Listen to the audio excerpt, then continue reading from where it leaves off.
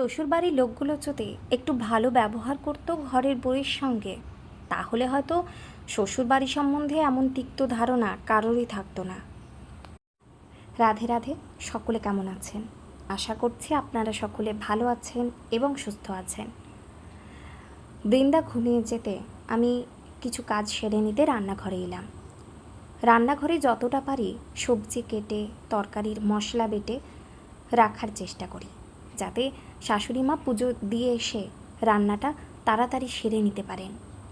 যদিও এটা সব সময় হয় না, বৃন্দা ঘুমিয়ে গেলে সেদিনই আমি করতে পারি এই কাজগুলো, না হলে মাকে সমস্তটা নিজেকে করে নিতে হয়।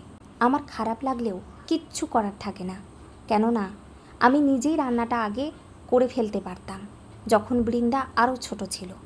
কিন্তু এখন ও এতটা চঞ্চল হয়েছে, একটা সেকেন্ডও ওকে চোখের আড়ালে রাখা যায় না। চোখের আড়াল রাখতে গেলেই ও কোনো না কোনো বিপদ ঘটিয়ে ফেলে। একটু তাড়াতাড়ি করার চেষ্টা করছি কাজগুলো, আর বৃন্দার খাবারটাও তৈরি করে নিচ্ছি। ওর খাবারটা আমি প্রতিদিন আলাদাভাবেই বানানোর চেষ্টা করি। এই টাইমটা ও অনেকক্ষণ ঘুমায়, কিন্তু দুপুরবেলা ও আরও দেরিতে ঘুমায়। এই টাইমের ঘুমটা যেহেতু অনেকক্ষণ হয়ে যায়, যেই কারণে দুপুরবেলা ঘুমোতে ওর অনেকটা দেরি হয়ে যায়। আমার মনে হয় প্রত্যেকটা শ্বশুরবাড়িতে মেয়েদের কমফোর্ট জোন থাকাটা ভীষণ জরুরি। আমরা যখন বিয়ের আগে বাড়িতে কথা বলতাম, বাড়িতে পরিবারের প্রত্যেকটা মানুষের সঙ্গে, মা বাবার সঙ্গে, যেমন কোনো কিছু না ভেবেই আমরা যে কোনো কথা অনায়াসে বলে ফেলতে পারতাম, শ্বশুরবাড়িতে কিন্তু সেটা হয় না। কোনো কথা বলতে গেলে অনেকবার ভাবতে হয় যে আমি যেটা সহজভাবে বলছি সবাই সেই কথাটা সহজভাবে নিচ্ছে কি না। সব ক্ষেত্রে কিন্তু হয় না।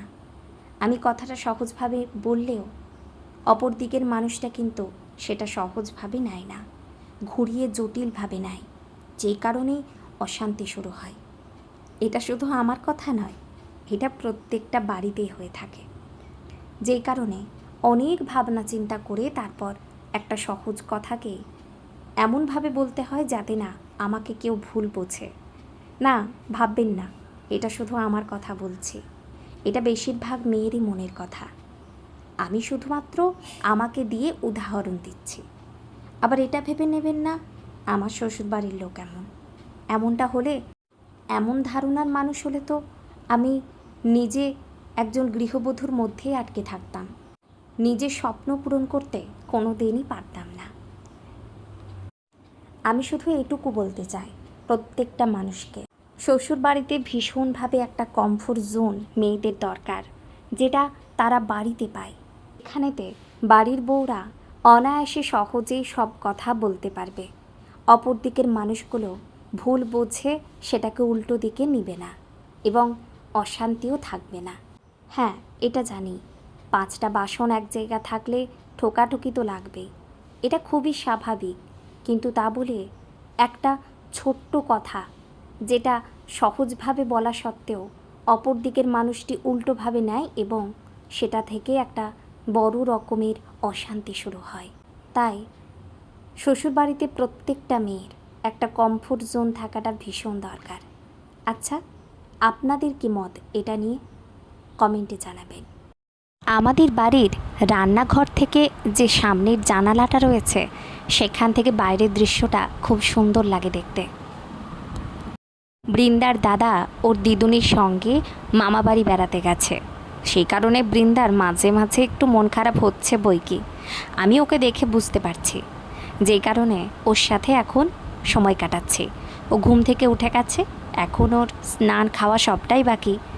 ওকে নিয়ে এই সময়টা একটু খেলা করার চেষ্টা করি যাতে ওর মনটা ভালো থাকে।